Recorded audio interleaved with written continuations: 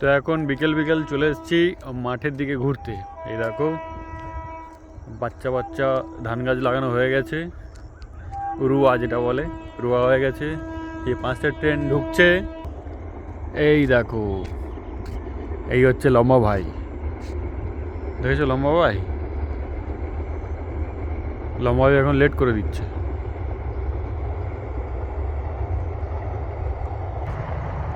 আর এখানে আছে বাচ্চা বাচ্চা গাছ, এটাকে বলে ব্যান।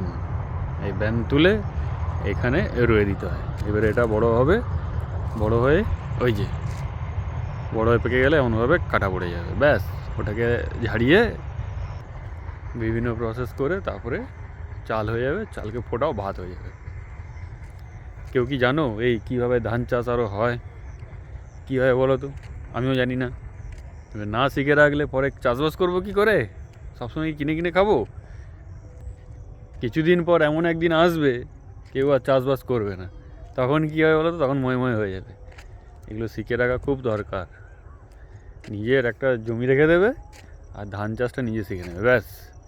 কিছু না হোক নিজে চাষবাস করে তো দুমুঠো খেতে পারবে দুবেলা।